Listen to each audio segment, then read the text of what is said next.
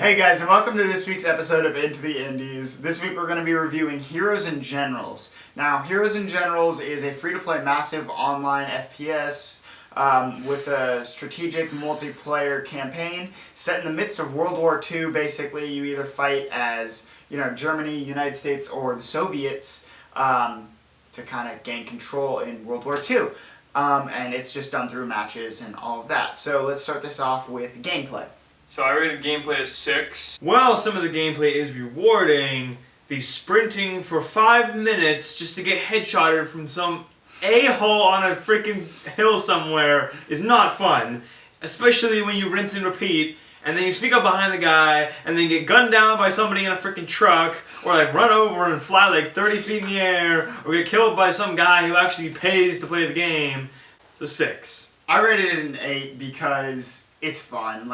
I mean, yeah, although you can get repetitive with, running out and then getting shot, but at the same time, you can camp and you can kill, and, grenades are really good in this game, and just, killing people is fun, so I gave it an 8.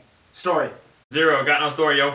Okay, yes it does. I gave story a 5 because it does. You're either fighting for one of the, 3 main powers for World War II. So cinematics was 1, because the grenades are cool. Other than that, there's not much cinematically that's going on. I gave it a 2. Driving around and I don't know, grenades, yeah. I mean, the screens when you're waiting and stuff is fine, but yeah, not really great. 2, immersion. I rated an 8. Okay. I rated immersion a 9 because, it's a first-person shooter, so they're all fairly immersive. You're shooting people, the weapons have realistic kick, the grenades obviously blow up and kill you. Damage is fairly well done where, if you get shot in the head, you're going to die. If you get shot twice in the chest, it's going to do more than getting shot in the foot. Stuff like that, so it's not cut in my mind, yeah, exactly. It has more realism to it than some other first-person shooters. Satisfaction, I rated a 5 because, well, the game has some satisfactory moments like getting kill streaks and blowing people up with mines and grenades and stuff like that. Again, back to the thing, you can spend a lot of time just running around, not getting a lot of kills. The spawns are really far from where the action is. So you spend a lot of time running around doing nothing.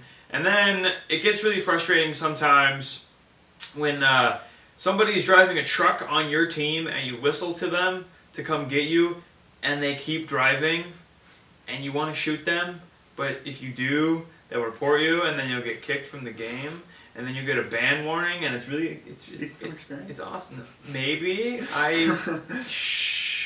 So I rated satisfaction a 7 because although you can do everything that he said, at the same time, getting those kill streaks is fun. Running people over is fun.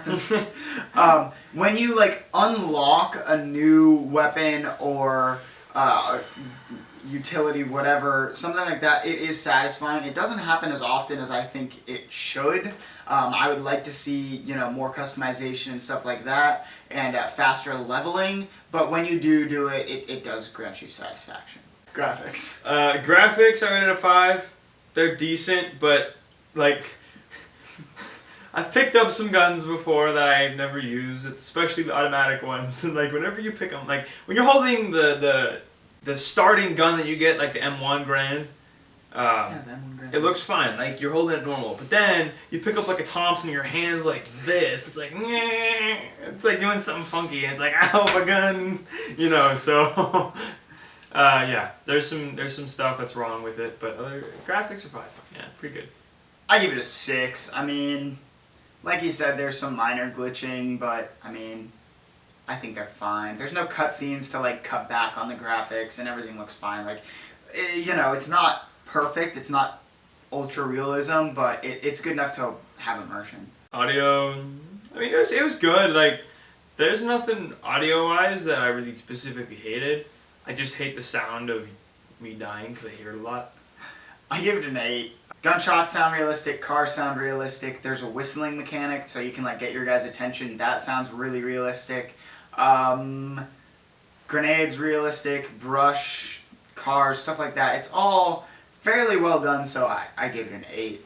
The difficulty of this game, I mean, it depends on who you're playing, because really, you know, it's a multiplayer game, so if you're playing a bunch of guys that pay to play, you're going to get your butt kicked, and it's not going to be any fun. But if you're playing against a bunch of noobs, then it's going to be fun, because you're going to run around and kill a bunch of people, and yeah. The game does try and match people of the same rank, which is nice. So, multiplayer. I mean, it's a multiplayer game. Yeah. Okay, it's multiplayer based, but there's some serious lag sometimes. Yes. I still rated it a 9, like I enjoyed it, but there's some serious lag, yo. Yeah, and the lag is real. Sometimes the wait times can be kind of annoying, like the expected time to find your match and the actual time is never the same. Sometimes it's ever. like estimated queue time 9 seconds. Oh, you got it in like half a second. You didn't even have time to switch to the 1 second tick thing. But then it's like estimated wait time 3 seconds. I've been waiting for 40 minutes. Like, gosh dang. Yeah. Price 10. It's free. Free 99, not 3, free. Don't be stupid. Replayability. 4. It's fun to play every once in a while, but got kind of low replayability. I don't know. I gave it a 3. I mean, I binge played it for like a week, and now I'm not playing it anymore. I've already moved on. So at the same time, I've already moved on to another first-person shooter. So I mean, it's not like I was just sick of that type of game. I think I was just sick of the World War II era guns, and also the fact that I have to walk 10 hours to get shot in the face. So yeah, replayability not super high, because there's no campaign. Okay, I rated Controls a 5 because the basic controls are really easy to pick up, like running around, shooting, aiming, switching weapons, all that stuff. They're pretty natural. At least for me they were. But some of the, like, the kind of the obscure controls, like whistling and map and whatever it is, you know, stuff like that, those were not quite as intuitive, and some of the controls didn't even work. Combat, it's a combat-based game. I mean, I'm rating this a 7 because combat realism for grenades and getting shot, fairly realistic. I mean, there's not much else to combat besides the weapons that you use, the effects that they have. So in that department, it was realistic enough and fun. Also, it's realistic that you're not spawning like 2 seconds away. In all honesty, in a real battle zone, like they're not going to drop troops right in the middle of the, you know, hot zone type of a deal. They're gonna drop them a little bit farther out, and then they're gonna run to the battle. So in my mind, it's a 7 because it is realistic and fun. I rated it a 6. Combat, it was fun, but some of the stuff was pretty reminiscent of COD. Like the melee was kind of stupid. Like I always like games where the melee like takes you through kind of a melee cutscene, you know? Cause Far Cry? Yeah, like Far Cry or even the Halo series, they Yeah. integrated that with the assassinations and stuff really well into their multiplayer, and I don't know, it just took away from the immersibility for me. Another thing about combat that I didn't like so much was the grenade HUD. Basically, like when you go, or the GUI or whatever you want to call it, when you go to throw a grenade, there's like a little interactive arch and power thing, and it takes away the immersibility for me in that respect. And the last thing that I want to talk about is sometimes when you're shooting guns that are semi-automatic, you get a double tap. So you'll click once to fire, but 2 bullets will fire, and it'll actually fire those 2. Sometimes it doesn't actually take it out of the clip though, so sometimes you get an extra bullet from that, which is kind of nice, but again, the immersibility is taken away, but it also is kind of nice. Yeah. Alright, is there anything that we didn't talk about that you want to say about the game? I will give it a nice, like, overall review for, I want to say, developer to user interaction. So I'll explain that a little more in depth. Like, I haven't seen any hackers on this game yet, so they're obviously doing a good job with keeping that out of the works. And another thing that I thought was really cool was on the public servers that are not run by Steam for this game, they had a security breach that installed a virus onto their servers. They then sent out a whole like a mass message to everyone on that had downloaded the game, saying like, this is what happened. We're sorry about the inconvenience. This is what it's called. This is how to find it. This is how to get rid of it. And they gave you all these step processes and tools to get rid of it, which is I thought was really nice because a lot of games wouldn't even like. Yeah, recognize that. Yeah, they wouldn't even like.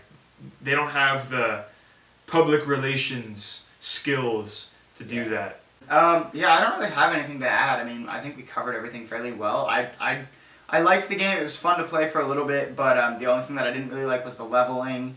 I think it should be a little bit faster paced in that respects because it's super hard to get experience. But at the same time, like, you know, it's still fun to play. So, yeah, I'd give it a thumbs up for going to download and trying it out. I mean, it's free. All it's going to cost you is some internet. Some time. Some time. Lots of hours. Yeah. Anyways, thanks for watching this week's episode of Into the Indies. Please be sure to leave a comment down below if you want us to review a game or have a suggestion to help make the show better. Also, leave a like and subscribe to this channel, Better Than Coffee. Subscribe to my channel, The Chaotic Gamer, and subscribe to his channel, The Shanko Gamer. And be on the lookout for our combined channel, The Balanced Gamers. Also, see you next time on Under the Indies.